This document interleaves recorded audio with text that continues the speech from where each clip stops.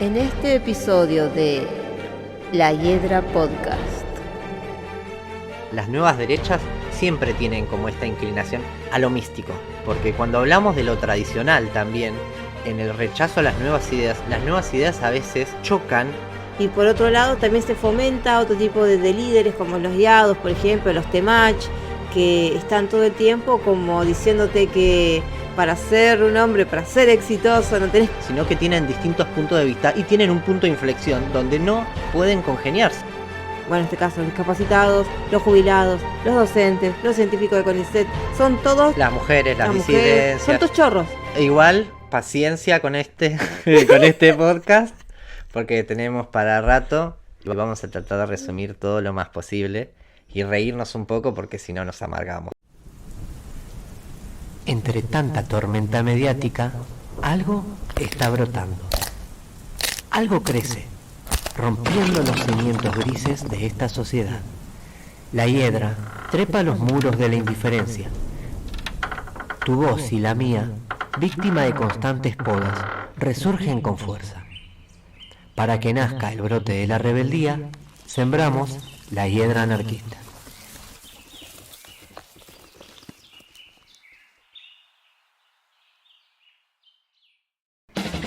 Bueno, dale, que arrancó el tercer programa. Festejo. ¡Hoy vamos! Festejo, ¡Vamos! basta. Basta del festejo. Qué aburrido. Música tranquila. Bueno, tercer episodio. Música tranquila sonando.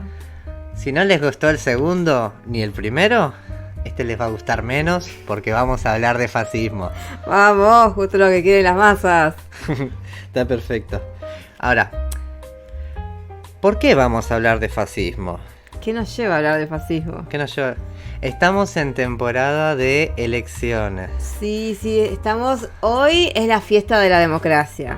En este momento se está dando el escrutinio de los votos y me parece la mejor manera de asistir a esta fiesta. De celebrar. Y celebrar. Sí. Caracterizando el fascismo. Me parece muy bien. Yo creo que es re importante que hablemos de fascismo en todo momento de la historia.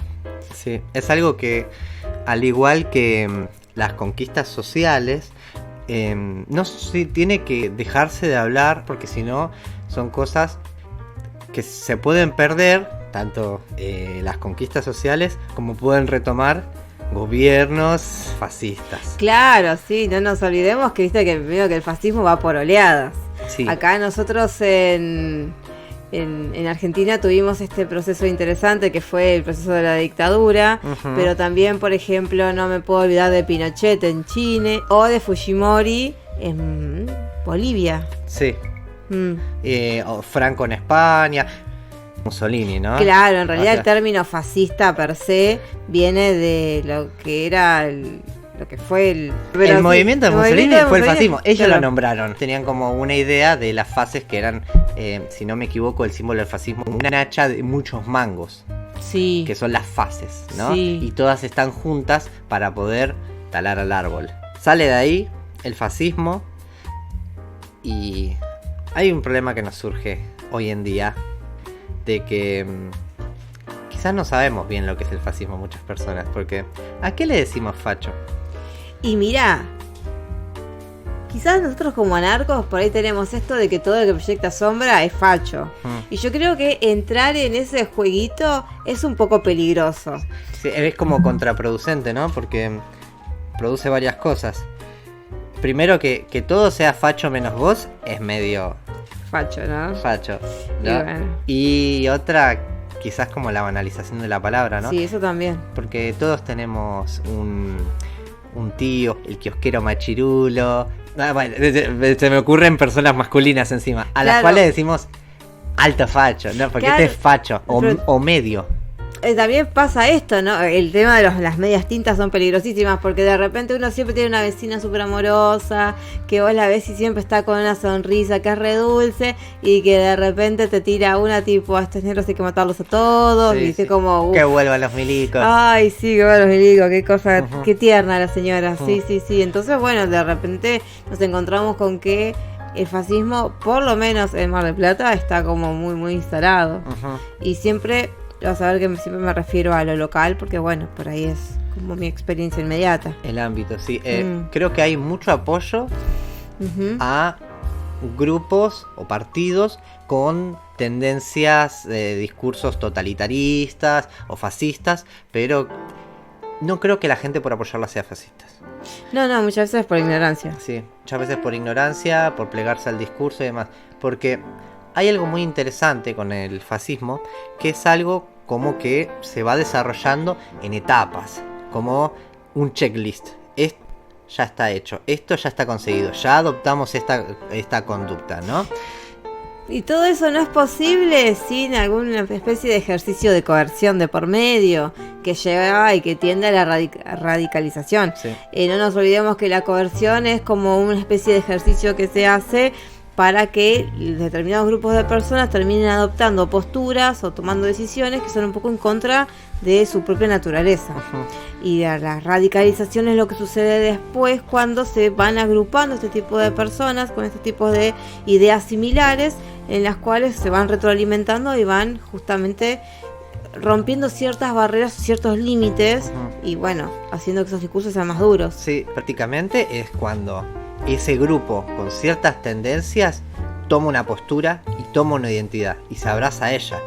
Es como de repente vos podés estar jugando en la canchita con el grupo de pibes que te juntás siempre y de repente dice, bueno, ya que jugamos siempre y que jugamos bien y que venimos del mismo barrio, ahora vamos a armar un equipo.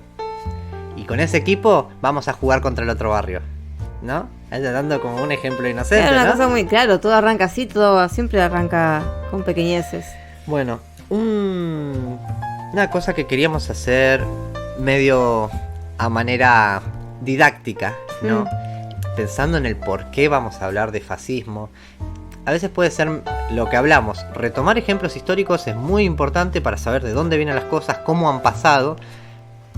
Que eso lo hablamos en el capítulo anterior de perfeccionamiento, ¿no? Sí. Y hablando de perfeccionamiento, a una táctica que me parece muy importante antes que volver y retomar de la historia, que es algo que mucha gente lo hace y hay mucho contenido al respecto, es más bien tratar de quizás enumerar, no como una lista, pero cuáles son estos rasgos que pueden ir surgiendo uno por uno y en etapas para construir una identidad fascista, ¿no? Claro, caracterizarlo, como quien diría. Y además el tema Caracterizar. de actualizarlo también nos sirve para comprender esta nueva oleada fascista que se avecina. Voy a aprovechar ahora como para hablar sobre este libro. Simplemente lo voy a mencionar porque Un pequeño es un libro chivo. claro, porque es un libro que prontamente vamos a estar reseñando en lo que es la parte de reseñas, que es el libro de Bolsonarismo y extrema derecha global, una gramática de la desintegración de Rodrigo Núñez. Está muy bueno, muy interesante porque si bien se había escrito en la época de Bolsonaro, ya se estaba viendo, el autor mismo veía que lo mismo se aplicaba a Milei y que se puede aplicar a Donald Trump, por ejemplo, y todo lo que sucede también en España. Y bueno. Sí, hay un rasgo muy característico que, si mencionamos lo de las nuevas derechas, no precisamente porque sea derecha tiene que ser facho, ¿no? O sea, no estamos a favor de la derecha, no la vamos a defender, pero por ser de derecha no es facho.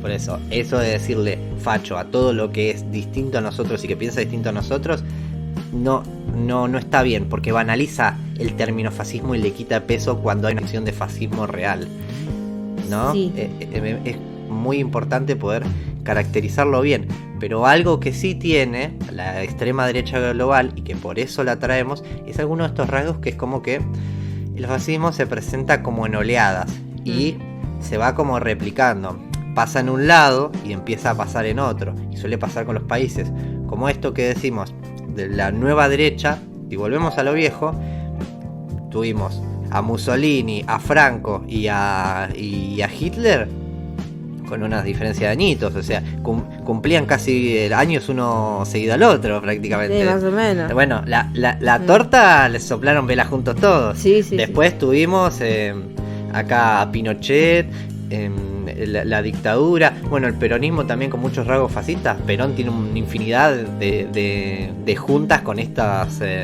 dictadores fascistas. A Franco lo idolatraba. Sí, bueno, de todas maneras también lo que tenía Perón es que había todo un culto alrededor de ellos.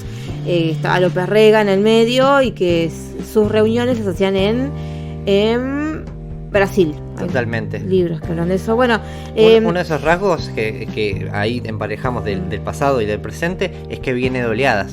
Sí. Y esto del culto al Perón, ¿no? Es como un culto a la figura del líder.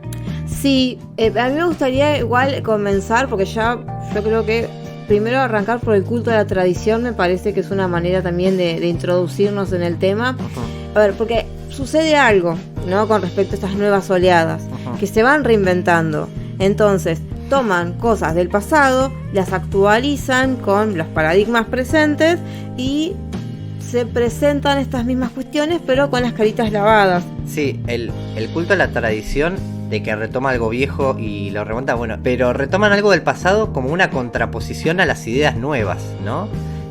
Como que se manifiesta mucho hoy en día ante todas las oleadas de progresismo que hubo, que los derechos, la diversidad y todas estas ideas nuevas que vinieron muy de golpe con las oleadas de progresismo, que son completamente funcionales a las derechas que van en contra de eso y que utilizan herramientas del fascismo, volvamos al pasado porque lo nuevo nos está arrebatando cosas, ¿no? Entonces hay como una contraposición a las ideas nuevas en el culto a la tradición. Esto ¿no? de que, un rechazo a la modernidad. Claro, esto de que la mujer vuelva a la cocina, por ejemplo. Que vuelva a la cocina, ¿viste? Y la mujer, o sea, tuvo la Segunda Guerra Mundial, la mujer estuvo en las fábricas y después hubo todo, por ejemplo en Estados Unidos, hubo toda una construcción, todos estos pósters de los 60 de la mujer ama de casa, cuando le inventaron la cocina, los electrodomésticos, de volver a meterla ahí. Sí. Y pensando en eso, hay que tener en cuenta de que la mujer ya había salido en un momento de la casa y se la volvió a meter. Ahora volvió a salir y se está diciendo de volver a meterla. Hay que tener cuidado, por esto que decimos, no dar por sentado que se consiguieron cosas, porque se puede volver para atrás cualquier momento. Y volver para atrás forma parte del discurso fascista. Sí, también lo que sucede en este apartado es que es culto a la tradición, pero lo que tiene de novedoso esta nueva oleada es que es la tradición, pero tradición importada. Ya no se importa tanto el origen en sí, sino lo aspiracional. Uh-huh. Entonces por ahí refuerzan estereotipos americanos, estadounidenses. Vamos a hacer Alemania en 40 años. Claro, ¿no? Alemania, después Noruega, después éramos Suiza, después éramos Países Bajos. Claro, siempre europeo, siempre porque el progreso no pensado en un sentido de progresista. El progreso siempre se piensa con una línea de evolución hacia el modelo occidental, ¿no? Cualquier tipo de alteridad como los indígenas y más cosas, todo eso niega el proyecto del progreso. Bueno, pero también sucede esto, ¿no? De que dentro de este rechazo a la modernidad también hay un rechazo al pensamiento crítico. Y son antiintelectualistas completamente los fascistas. Sí, completamente. Lo que hacen es esto, correr el eje de lo racional para abrazar otro tipo de ideas que sabemos que atrás de eso hay el refuerzo de la coerción.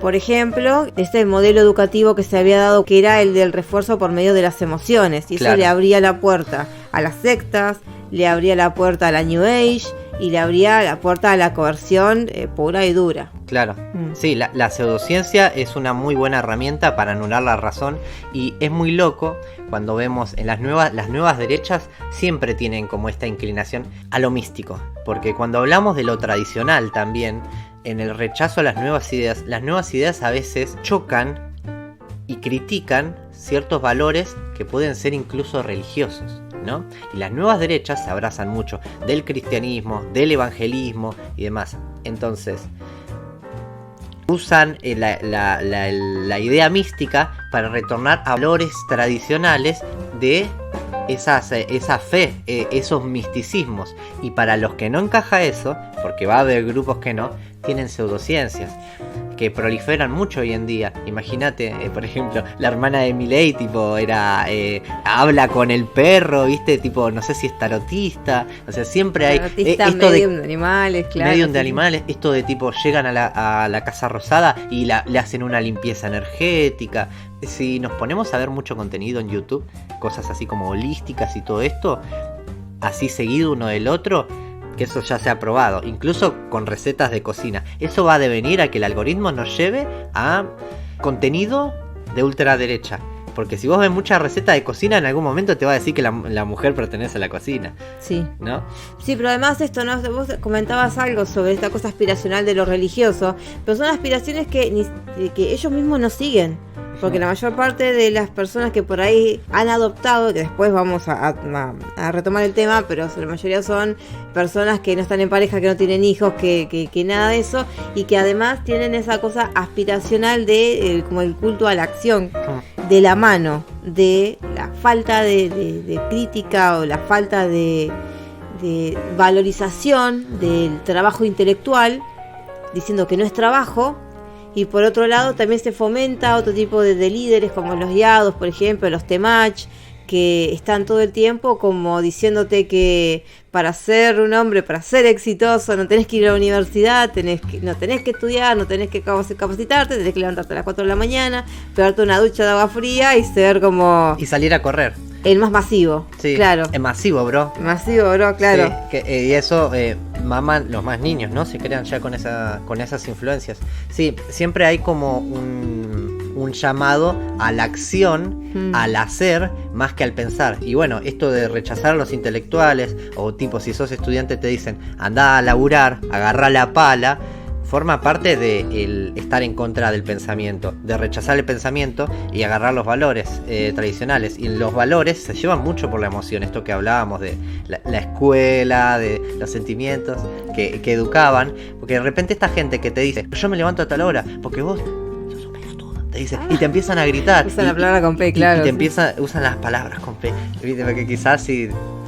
No, en las plataformas pueden censurar palabras, pero da para decirlas. Y usan muchas cosas para hacerte enojar, para hacerte indignar. Te apela a la emotividad. A la emotividad, la apelación a la emotividad. Pasa algo un poco más perverso también, que nos manipulan a través de bajar la vara discursiva. Totalmente. Entonces, eso tampoco permite que uno pueda tener como un pensamiento reflexivo más profundo. O sea, digamos, lo básico. Y el lenguaje también construye pensamientos. Sí. Hay una cosa que nosotros tratamos de hacer siempre que charlamos, que es tratar de hablar de una manera simple, porque quizás nosotros podemos usar ciertos términos o conocemos ciertos conceptos que requirieron estudios, pero usan terminología complicada. Entonces siempre tratamos de bajar la dificultad del léxico para que lo pueda entender todo el mundo. Lo cual es muy interesante, es pedagógico. Es un desafío también. Es un desafío también para el que lo está haciendo. Pero no es lo mismo que bajar la calidad del contenido. O mejor, como suelen hacer estos grupos que tienen rasgos fascistas, que es vaciar de contenido y llenar de palabras. Y se nota mucho en discursos como el de nuestro jefe de Estado hoy en día, en el cual... Yo no lo voté. Acá nadie lo votó. Nadie lo votó, nadie se hace cargo. Que dice muchas palabras, que da muchas vueltas y no termina diciendo nada. Él igual termina usando términos complicados para que pienses que dice algo y no dice nada. Realmente la mayoría de los economistas no sabe nada. No, bueno, por algo yo lo confieso, yo todos los discursos Milei los veo todos y cada palabrita yo anoto y después busco. ¿Qué estómago? Sí, bueno, ese es el ejercicio que uno tiene que hacer por la democracia. Ay, qué valerosa. En este día y cada día. La fiesta de la democracia no es un solo día, es todo el año. No, sí, por supuesto. Bueno, en fin, el tema del vaciamiento me llamó un montón la atención porque viste que más allá del vaciamiento que se hace, también es como la banalización de ciertas luchas, como por ejemplo esto de kirchnerismo nunca más, que suelen utilizar. Tal cual, o también porque el nunca más es un símbolo, ¿no? Para gente que quizás no está tan interiorizada.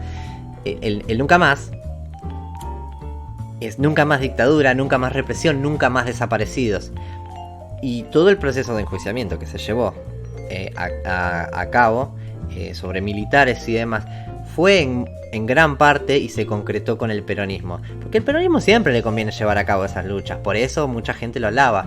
Entonces se asocia el nunca más con kirchnerismo. Entonces dicen nunca más kirchnerismo. Pero lo importante es el nunca más, ¿no? Esa instrumentalización de palabras para sacarlas de contexto. Pero ahora estos anarcocapitalistas no son anarquistas, no son libertarios, son nuestras palabras y las banalizan. Sí, por supuesto, pero obviamente también el tema, el término libertario es una lucha que tenemos que dar todos juntos para poder desprender ese término, esa palabra que es nuestra, como tantas otras cuestiones que han arrebatado. Pero bueno, quiero aprovechar también para comentarte que esto de la banalización también genera otro tipo de discursos. Viste que lo que suelen hacer los fascistas es medio como tratar de Los fascistas. Tratan de dar vuelta a las cosas. Por ejemplo, utilizan esto de kirchnerismo nunca más, porque cuando se los interpela y se les dice, che, ¿qué onda ¿por qué estás usando esto? Claro, porque lo que no queremos es que vuelva a pasar lo que ya pasó, que es como, y acá viene lo más peligroso de todo, que es como el terrorismo de Estado pero al revés. Y ellos que hacen medio como que en el absurdo del argumento te desarman. Claro. Porque está tan banalizado y tan vacío de contenido que no tenés herramienta ante lo absurdo. La única manera en la que podrías combatir o sumarte a ese debate es bajar la vara o navegar en la ignorancia, en el absurdo mismo, claro, y en lo abstracto. Pasa que uno lo tiene que hacer desde un lugar súper falopa y el otro lo está haciendo como una herramienta política. Que eso es algo muy interesante, porque cuando uno abraza una pseudociencia y abraza la falopa en el sentido de el absurdo discursivo, se prende o cree o entiende. Y es algo como el antifascismo es el fascismo al revés, porque son intolerantes a la intolerancia.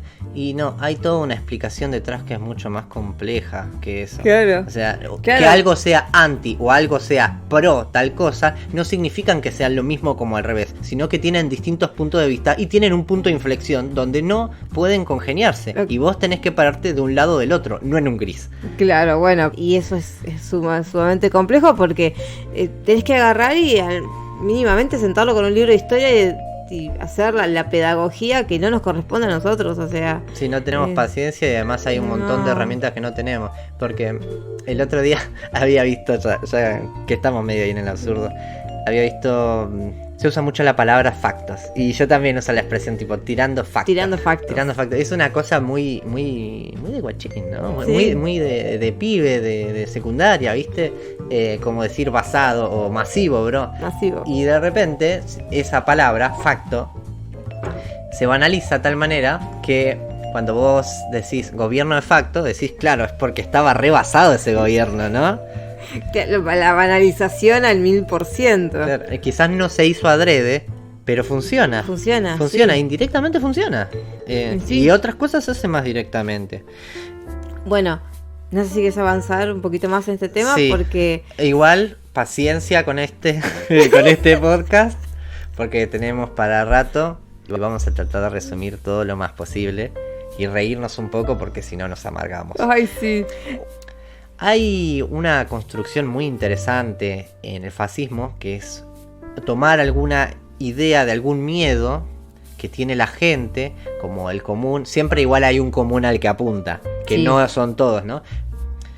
Aunque se adapta los discursos para cada uno, pero agarra los miedos de cada grupo y arma un discurso para él en contra de un otro. Siempre genera un enemigo, ¿no? Y sobre todo pasa mucho que se ha instrumentalizado mucho a la clase media, porque creyéndose clase media, un poco más pudiente, cuando empieza a perder un poco su capacidad de consumo o su estabilidad, su trabajo y demás cosas. Y por el otro lado quizás hay otra persona que está en peores condiciones y quizás se le está dando derechos o algún tipo de privilegios, se sienten amenazados y ahí se puede crear un enemigo, ¿no? Sí, me quedé ahí con la palabra privilegios, tipo, por ahí es lo mínimo que se merece. No sé si es muy difícil hablar de esto, porque sí, se trata de proyectar las sombras sobre un otro. Sí, cuando dije privilegio me quería referir a cómo se genera ese discurso, no a que sea un privilegio brindarle algo a alguien que lo necesita, ¿no? Tienes razón, sí. Bueno, nada, o sea, se proyecta esa sombra sobre un otro para construir al enemigo, y en realidad siempre se apunta al más vulnerado. Siempre el otro nunca va a ser el de arriba. Siempre es la persona que está en peores condiciones que vos, o capaz que son, bueno, en este caso, los discapacitados, los jubilados, los docentes, los científicos de CONICET. Son todos... Las mujeres, las mujeres, disidencias. son todos chorros. Sí. Vos estás mal porque hay un disidente que se está llevando la plata de tu sueldo, no sé. Y hace todos esos inventos que hacen como para distraer a la población y que se siga haciendo el extractivismo. Claro, igual estaba justo pensando que empezamos queriendo caracterizar de forma general el fascismo y nos la estamos agarrando mucho con el actual partido gobernante en nuestro país. Aunque igual yo hago la salvedad, de vez en cuando también van a haber escuchado que tira algunos berretines al peronismo, porque si no, que cuando retoman, que suele pasar ciclos de progresismo, neoliberalismo, ambos son movimientos populistas. ¿Por qué? Y van y acuden a el odio popular y van a complacer caprichos populares en vez de buscar soluciones reales a problemas reales para que todos estén bien. Entonces, sin decir que ninguno de estos dos gobiernos sea fascista, pero ambos usan estas herramientas. No por nada están en el poder. Todo político usa herramientas de coerción. Y en esto de generar un enemigo, un otro, también siempre por algo son la oposición, ¿no? Pero después hay un refuerzo en el cual, en vez de estar peleándose entre ellos, hacen que nosotros, los ciudadanos, nos peleemos entre nosotros. Sí. Y veamos al otro como un enemigo. Porque piensa diferente, porque tiene una realidad diferente, porque no comparten lo mismo que pienso yo, y entonces a partir de ahí me están robando, porque lo de los impuestos va a parar a tal lugar, porque yo no quiero darle de comer a tal otro, porque... con la mía. Con la tuya, contribuyente, claro. Con la mía, sí. Y en este caso, hoy en día, es muy bueno igual poder hablar del gobierno de Javier Milei en este momento, porque podemos hablar y sabe todo el mundo. Sí. Es un caso internacional, así que desde donde sea que nos estás escuchando vas a poder entenderlo. 3%. 3%. Karina. A ver, igual quiero hacer otra. Si vos te fijás, el tema de los retornos de las droguerías y todo eso era del 5% y con Karina será del 8%. O sea que 3% iba para Karina. Pero ya había un 5% de retorno. Y eso es algo que se dice muy por arriba. Todos los gobiernos, por algo, Favaloro se termina matando por no querer transar. Porque desde siempre hubo ese problema de la corrupción en los medicamentos y todo lo que tiene que ver con la salud en general. Sí, siempre alguien se está robando un pedazo del pastel. Claro. Y pasa por muchas manos antes de llegar a el cumpleañero. Claro. El cumpleañero está cumpliendo tipo quizás semanas sin conseguir medicamentos, digamos, ¿no? Sí. La fiesta de la democracia. Bravo. Así que bueno, nada, o sea, no nos olvidemos de eso, que son 3%, pero atrás de un 8% de, bueno, pequeñas salvedades. Sí. Bueno, es muy interesante porque parte de esta construcción de un enemigo también muchas veces se funda en conspiraciones, como que están queriendo sabotearnos. Quizás son conspiraciones extranjeras. Y encima lo peor es que no podemos evitar remontarnos. No podemos evitar pensar en todo lo que está pasando, porque claro, ¿qué pasó? Porque Rusia nos quiere desestabilizar con Corea del Norte. Junto con China y Venezuela. Lo que pasa es que, pues, fuera de joda, o sea, es tan bizarro el nivel de claridad con el que nos estamos metiendo, así zambullido en un estado fascista. Sí. Que, o sea, no podemos no tocar los temas sin pensar automáticamente en un ejemplo de lo que está pasando ahora. Sí, en ese sentido igual perdimos la didáctica porque queríamos dar todos estos ejemplos y después invitarlos a ver si registraban en la sociedad actual algunas de todas estas situaciones para quizás que hagan luz sus propios ojos. Pero no podemos. Estamos inmersos en esta sociedad y en esta realidad, en este momento, en este contexto, y nos está súper afectando y no podemos ser tan neutrales. De todas maneras, quédense con todas estas herramientas que al final las vamos a volver a remunerar. Ahora, por otro lado, también tenemos que pensar cómo llegamos acá, ¿no? de alguna manera, una de las características de los estados fascistas es que nacen a través de la frustración. Sí. Y acá lo que hacemos es, por ahí, tener en cuenta que el votante promedio de la Libertad de Avanza, ya que está, tipo, rompimos con lo didáctico, ¿no? El votante promedio es el joven blanco, de ingreso promedio, hetero, cis, Que no consigue trabajo y además está frustrado sexualmente porque es una masculinidad que no se pudo adaptar a las relaciones que se establecen hoy en día con las mujeres que tienen derechos. por culpa del feminismo. Sí, que ahora piensan. Claro. ¿No? Que le llenaron la cabeza de ideas, ¿no? Sí, sí, sí. Bueno, algo que escuchaba el otro día que me parecía muy interesante era el hecho de que hablar con un hombre machista de 30 años es muchísimo más fácil que hablar con un pibe machista de 17 años. Que el pibe va a ser mucho más radical y va a decir un montón de guasadas que antes ni se le hubieran ocurrido a un hombre grande, ¿viste? Porque están muy radicalizados, muy radicalizada la opinión. Sí, mal. Bueno, entonces nada, la frustración termina siendo el motor que lleva adelante toda esta oleada Sí, fascista. para no quedarnos solamente con el, Sí. el típico ejemplo del pibe Virgo, que es Sí. la caracterización caricaturesca que queremos hacer para sentirnos un poco mejor con que son todos unos Virgos, también no podemos dejar de asumir que muchos votantes son de clase media, ¿no? Y la clase media se sintió muy agobiada cuando perdió mucho poder adquisitivo después de que pasamos por Macri y que terminamos con Alberto, que les insistieron, le pincharon un montón de que estaban tocando su libertad, les vaciaron el bolsillo, le mandaba plata a los pobres porque los pobres tipo no tenían la capacidad de bancar encerrados, la pandemia, hacinados, sin plata. El pobre come todos los días y todos los días busca el mango y algunos días no llega con todo. Claro. Pero a la clase media le molestaba, porque imagínate, sentía que había perdido su poder adquisitivo y encima que su plata se estaba yendo al pobre. Y hay una construcción de un enemigo ahí también. Claro, que al trabajador le da lo mismo. Si vos comías o no comías, le da lo mismo. Porque el tema es que justamente pasa eso, que uno empieza a vivir en su burbuja y empieza a retroalimentarse en su propia burbuja y se olvida de que el otro es un ser humano como uno. O sea, como que se rompe con esa cosa de que el otro es un igual. Y a partir de ahí se empieza a generar distancia. Y encima con los medios hegemónicos y que con todo lo que se va generando para que se haga cada vez más la separación del otro, eso también de alguna manera explica por qué una persona que duerme calentito en su casa, que no le llueve el techo, que tiene trabajo, que puede proyectar ir a tomarse una birra el sábado, le va a molestar que haya una persona que no tiene techo, que donde vive no hay piso, que los nenes apenas llegan a estar escolarizados y todo eso, y encima de todo tiene que bancarse la explotación del otro.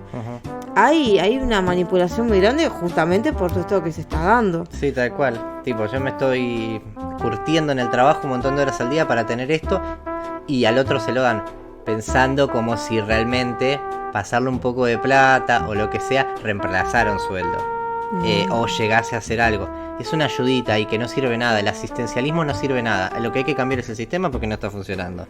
Y no va a funcionar porque no funcionó históricamente. Después, Bien. otra cosa igual, Sí. con respecto a la frustración y otra cosa que tenemos que tener en cuenta, hay mucho votante varón, ¿no? Que venimos hablando, mucho votante varón. Y otra frustración que ha tenido ha sido, que la mencionamos con este tema de los pibitos, es el tema de el género. De repente hubo un montón de movimiento feminista todo este último tiempo, que además justo también fue medio avalado con el peronismo, cosa que también genera más frustración. Instrumentalizado. Instrumentalizado con el peronismo. Y de repente la mujer pudo tomar decisiones, pudo decir que no, y el pobre trabajador de derecha, que antes tenía de consuelo que toda la opresión que recibía iba a ser amortiguada o que él iba a poder reproducirla sobre una mujer, se fue decayendo muy rápidamente. Y de repente, obviamente no se pudo adaptar de que las mujeres son... Che, de repente son tienen... personas, ¿no? Son Qué personas. descubrimiento, sí. Pero a mí me quitaron algo. Claro. Y a ellas se los están dando. Y se empezó a crear toda una construcción de que les pagaban por ser mujeres. Sí, la disidencia también es un enemigo construido y sobre el cual se crea frustración porque dice, a él le dan y a mí no. Yo laburo todos los días. Claro. Y ellos reciben las cosas de arriba. Claro. Porque hay una construcción de que reciben las cosas de arriba. Sí, nunca hay una opresión, una doble opresión, triple opresión, porque encima de todo eso la persona racializada es aún peor. Por eso la interseccionalidad, bueno, es complejo. Es muy complejo, por eso tratamos de tocar un montón de cosas, pero la frustración siempre sale de tipo perder el poder. Sí. O sea, el grupo que está siendo interpelado para radicalizarse siempre se interpela a través de la sensación de frustración que tiene al perder poder y ver que otro grupo sobre el cual tiene idea y que ese miedo, esa idea o ese odio se ha instrumentalizado, que ese otro grupo está teniendo un poco más de poder. ¿Y sabes qué es lo peor? Que atrás de eso, para este tipo de personas, este tipo de estructura, siempre hay una conspiración. Siempre hay una conspiración. Y eso sabes a lo que lleva, ¿no? Ves acordar esto a tipo, no, porque están queriendo hacer que nuestros hijos se vuelvan homosexuales, porque el wokismo. ¿Por qué es wok? Porque ahora es woke, porque ahora también el fascismo es importado, ¿no? Claro, hay modelos porque hay un modelo que es el aspiracional. Estos modelos actuales no tienen que ver tanto con la construcción de un ideal propio, sino que con la compra de un modelo que sea de afuera, en este caso Estados Unidos, por eso lo woke, y ahí es donde aparecen esos nacionalismos obsesionados, que están obsesionados con lo de afuera. En este caso, por ejemplo, con Estados Unidos, como mencionábamos, con Inglaterra, por ejemplo, con Alemania, todo siempre gira en torno a lo mismo, pero bueno. Sí, que incluso contradicen a los modelos anteriores de fascismo, en donde se agarraban de su propia identidad y de su propia nación, y por ejemplo esto de que ahora son las Falklands, las Islas Malvinas. A la gente le duele igual, porque vivimos en un país bastante nacionalista, pero se está discutiendo mucho eso de golpe. A esto que es tan evidente que le digan Falklands a las Islas Malvinas y que digan que son de Inglaterra y que nos pongan los buques de Inglaterra con buques israelíes, se lo discute. Pero a la importación de modelos que se vienen haciendo hace décadas, no. Porque son cosas diferentes, porque la gente no... A ver, digo, son cosas diferentes poniéndome en la piel del consumista modelo. En realidad hay muchas personas que están muy disociadas y tienen las cosas muy disociadas en su haber. Entonces no son capaces de identificar que si están eligiendo un café de Starbucks por sobre el café de la esquina de Pedro el almacenero que vivió toda la vida en el barrio, o sea, si esas luchas se dan en el consumo, también es una manera de replicar lo colonizado. Sí, tal cual. Pero además, bueno, tipo, vos que querés algo hecho en nacional o querés algo hecho en Estados Unidos. No te digo China, te digo Estados Unidos. Que en sí es China. Porque que Estados en Unidos sí, le compra es China, pero claro. Si puedo comprar algo nacional o algo estadounidense, mucha gente elige lo estadounidense. Sí, por supuesto. Porque ve al estadounidense usarlo y quiere ser como él. Sí. Es como que el Fordismo nunca se terminó. Viste que Ford tenía ese... que te vendía ese modelo. Sí, que el trabajador tenía que ser como podía exitoso. consumir las cosas de la empresa y tenía que ser cierto tipo, con cierta forma y demás, o sea, creó como una especie de clase media el Fordismo, ¿no? Sí. Que es la clase media que hoy en día está teniendo este problema de identidad y es capitalizado por las nuevas derechas con un montón de estas herramientas que han utilizado históricamente el fascismo, ¿no? Sí. Y vos sabés que nada, que voy a retomar algo que vos habías dicho en un principio, sobre todo cuando mencionabas a los otros, ¿no? Sobre el otro, sobre el pobre, qué sé yo, pero que es un enemigo que termina siendo contradictorio. Cae un poco en el absurdo del discurso siempre el enemigo, ¿no? Sí, por esto de que, como el pobre viene a quitarnos todo, qué sé yo, pero por otro lado del pobre que... No agarra la pala. Quizás cuando vienen inmigrantes de países que hay como una imagen de que son más pobres y vienen a quitarnos el trabajo, pero después decimos que son vagos. O sea, ¿cómo pueden quitarnos el trabajo unos vagos? ¿No? Es como contradictorio. Y sí. Y bueno, también lo que hace es eso. O sea, Es como que cuando nosotros caracterizamos nos damos cuenta de que está todo interconectado, que no podemos decir, por ejemplo, bueno, lo de el enemigo, ¿cómo es la palabra? Contradictorio, sin hablar de que hay un vaciamiento de contenidos, porque si vos no conoces el contenido que estás criticando, es más fácil de que te puedan vender gato por liebre, y que por el otro lado el rechazo al pensamiento crítico y esta cosa de fomentar lo emotivo por sobre lo lógico, y es como que ahí te vas dando cuenta como todos esos engranajes van haciendo de que uno, sin darse cuenta, esté caminando hacia su propia horca. Sí, y sobre un discurso construido que solamente se puede construir y sostener si abrazás todas esas cosas. La no crítica, el emocionalismo. Yo, pienso en el ejemplo de los inmigrantes y esto del discurso contradictorio. Si vos no tenés pensamiento crítico, no te podés dar cuenta de que es un discurso contradictorio. Ahora te dicen, te van a robar tu trabajo, te generan el miedo, ¿no? Claro. Es un otro, o sea, le quita el miedo a quienes, a los argentinos, a ustedes los argentinos de bien. Y además te hace enojar. Te remonta a la... Y te manejan con la ira, claro. Con la emotividad. Y todos esos elementos se usan para que vos no cuestiones, ¿no? Sí. Para que no cuestiones cuando hay cosas. Sí, tal cual. Igual hay algo que al respecto de todas estas cosas es muy importante, de que por más que se esté actuando sobre ciertos grupos, son mecanismos que se pueden utilizar sobre todas las personas porque se usan consejos que tenemos todos, ¿no? Y que cualquiera de nosotros puede ser instrumentalizado. Y que aunque hoy en día se estén dando de esta manera con las nuevas derechas, el fascismo, no quita que nosotros podamos en un futuro desarrollar un nuevo fascismo más afín a nosotros, ¿no? Porque los enemigos contradictorios yo los siento como muy, muy afín a quien tiene una lucha. Y por ejemplo, nosotros que luchamos también contra las derechas, contra el autoritarismo y demás, solemos adjudicarle como ciertas capacidades y ciertas otras no, y pueden contradecirse. Entonces también tenemos que ser críticos a veces y hacer revisión sobre nuestro juicio sobre los demás, porque si no podemos caer en la misma y no evaluar realmente qué cosas sí tiene el enemigo, cuáles no, y si en realidad estamos pensando como unos pelmazos.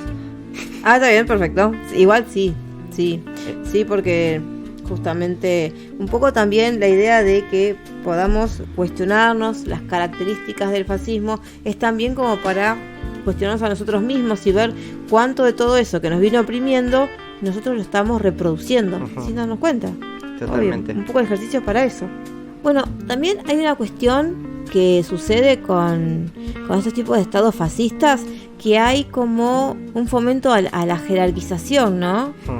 Esto que tiene... La jerarquización de grupos, decís. Hay niveles, bro. Sí, cuando escuchen, hay niveles haciéndote entender de que te fijes cuál es tu lugar, o que te digan, respetemos los rangos, compa. Asumí que ahí hay un rasgo fascista muy importante. Solo eso. Solo eso vamos a decir. Claro, yo pienso un grupo arriba del otro, pero dentro del grupo también hay jerarquía, ¿no? La verticalidad. Sí. Siempre como que si yo estoy en un grupo, pienso que, ¿no? En el pensamiento fascista, ese grupo, el mío, es mejor que el otro. Claro. Pero yo dentro de mi grupo, yo no soy mejor que el líder es mejor que nosotros. Pero siempre hay como una cosa aspiracional de que yo puedo llegar a ser, ¿no? Hay como una cosa meritocrática. Sí. Siempre está lo meritocrático. Siempre vos llegás donde llegás por el fruto de tu trabajo y solo por tu esfuerzo individual, y así sacás el país adelante. Sí, eso es recontra de la derecha. Sí. Y del fascismo también. Además el líder actúa como una suerte de guía. De héroe. Pero igual todos podemos ser héroes, todos se pueden sacrificar por la causa. Sí, es cierto. Pero viste que en el caso puntual de los estados fascistas, justamente lo que se busca es el mártir para justificar cómo el malo es el otro. Claro. Y de ahí es como que la muerte heroica viene a cumplir como el rol de chivo expiatorio. Sí, puede ser. Pienso, por ejemplo, en esta gente que se asoma a las manifestaciones a provocar, gente que apoya, por ejemplo, al gobierno actual y que después los vemos corriendo. Después los vemos corriendo. Está con la gente que está vulnerando, por ejemplo, el grupo de jubilados y va y bardea a los jubilados y vienen y se te burlan en la cara. Y obviamente vas y le pegás. Sí. Y que queda como un mártir. Y podemos tomar el ejemplo de este chico. Es un pibe que es influencer, que tiene que no terminó el secundario, pero que a su vez él entra dentro de lo que sería la manósfera. Es el típico pibito que vive votante encerrado, ¿no? hegemónico, claro, que durante la pandemia se la pasó consumiendo propaganda libertaria. Y hago uso de la palabra manósfera para referirnos a otra de las cualidades de los estados fascistas, que es el del machismo compensatorio. Que los estados fascistas ahora hasta donde lo conocemos. Nosotros estamos usando de guía ahora y enriqueciéndola un poco e interpretándola un punteo que ha hecho Umberto Eco para caracterizar el fascismo, ¿no? Parte de lo que él consideraba como el fascismo eterno, como los rasgos que encuentra. No precisamente van a ser siempre los mismos, sino que es una caracterización y nosotros ahora estamos tratando de interpretarla, ¿no? Hoy en día se está instrumentalizando la masculinidad y el retorno al machismo, en esto de retomar las tradiciones, como una herramienta fascista. Se está utilizando el machismo, pero puede no ser siempre. Puede pasar con cualquier género, o puede pasar con otras características, pero esto no va a ser algo, al igual que el nacionalismo, que el nacionalismo hoy en día se puede poner en duda que tanto se está instrumentalizando. Sí, el género también es algo que puede ir variando. Así que tengámoslo en cuenta, claro, a la hora de ponernos nuestro detector de fascistas. Sí, está bien, está muy bien. Pero bueno, el machismo compensatorio se trata de recuperar como ciertas características de la masculinidad, esto como la voluntad guerrera, la fortaleza y un montón de cosas, pero de una manera performática, ¿no? Como no realizarlo realmente, porque quizás uno dice, sí, yo voy a morir por... pero no va literalmente a ir a morir por, pero hace cosas que como tratan de simular de que es ese hombre valeroso, de que es ese hombre guerrero, todas las características que uno suele atribuir al viejo modelo de hombre, masculino, machote, tratan de hacerlas pero de una manera performática. Volvemos a lo mismo, porque viste que en un momento hablábamos de que ellos defienden la familia tradicional, familia que no tienen, ¿no? Ellos no tienen novia, no tienen hijos, no son hombres exitosos, lo más probable es que estén atrás de un teclado jugando a los juegos todo el día, sí. En general, ¿no? O sea... Sí, o hablando de abuelo de pájaro, pero para caracterizar ciertos grupos. Sí. Bueno, esto por ejemplo que se está tomando muy de moda también con el retorno a lo tradicional, digo, la Stradwife. La Stradwife es otro tema, tipo, sí. Que la mujer vuelva a la cocina y tipo, yo la mantengo.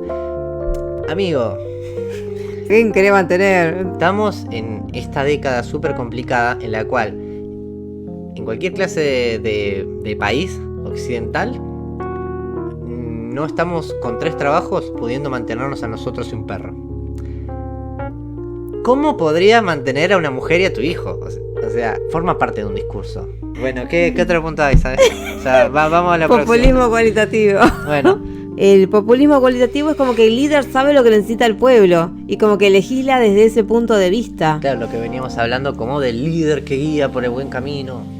Claro. El líder gurú. El líder que sabe, el líder que con su pluma mete decreto tras decreto porque es lo que el pueblo está pidiendo. Tal cual. Solo por el hecho de haber sido votado. Por el hecho de haber sido votado. Bueno, en el caso de haber sido votado, como es igual muchos fascismos fueron elegidos por el pueblo. No nos olvidemos de que Hitler asumió con más o menos el mismo contexto.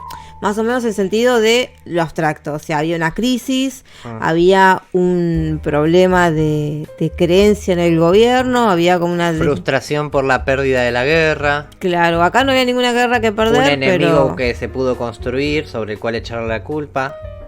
La idea de esto es primero... la idea de haber hecho este podcast era la de contextualizar qué es un facho, primero como para ir descontracturarnos y reírnos un poco, qué sé yo, pero también por otro lado para que podamos identificar aquellos pequeños gérmenes fascistas que hay alojados dentro nuestro. Primero identificarlos nos ayuda a poder combatirlos. Eso creo que es como lo fundamental. Y por otro lado también rescato un poco esto que vos decías en relación a de que cualquiera puede terminar teniendo algún tipo de, no solo rasgo fascista, sino que terminar envuelto y empezar a radicalizar su pensamiento desde esa rigidez que ofrece como lo tribal, ¿no? Tipo, se unen y esos pensamientos se van como radicalizando. Sí, es importante tener en cuenta esto, después de todo el punteo. A rasgos generales y puede surgir de otras maneras, pero esto suele ser como lo troncal y lo que más se está utilizando. Cualquier grupo que haya sufrido violencia, que haya sido sometido, que sienta frustración, que haya perdido poder, quizás, que tenga una idea concreta de quién es o cuál es el grupo por el cual sufrió esas cosas, que apele mucho a lo emotivo, que quizás porque se encierre en el dolor que le genera la frustración o las experiencias. Cualquiera de esos grupos puede llegar a radicalizarse en oposición a un otro. Y cuando todo eso se lo radicaliza en oposición al otro, lo llamamos fascismo. Así que ninguno de todos nosotros, en la posición en la que estamos exentos de formar parte de esos grupos si no somos críticos, ¿no? Porque pensemos que también la Unión Soviética, el maoísmo súper antiintelectual, que también estaba muy frustrado por el vaciamiento que tuvo su país, que les robaron por siglos. Hubo un montón de movimientos así y nos puede pasar a los anarquistas, le puede pasar al feminismo, le puede pasar al indigenismo. Cualquiera de todos estos grupos que hayan pasado por estas cosas y se manifiesten y se radicalicen sobre esas ideas, más que en un porvenir mejor, que vuelvan para atrás, puede terminar generando algún tipo de fascismo. Sí. Nadie está exento, ni siquiera nosotros, nadie. No, por supuesto, por eso es el ejercicio de la reflexión. Estar constantemente ejercitando el pensamiento crítico, ¿no? Totalmente. Chicos, ustedes que están del otro lado, cuando proyectamos Ha Vuelto, había un diálogo muy, muy, muy interesante que se daba en un momento de la película. Simbólicamente se trataba de destruir algo que en realidad era imposible destruir, porque Hitler está dentro de cada uno de nosotros. Le decía tipo, no podés matarme porque yo vivo adentro tuyo, le decía a Hitler. Sí. Y eso es muy importante. Porque es cierto.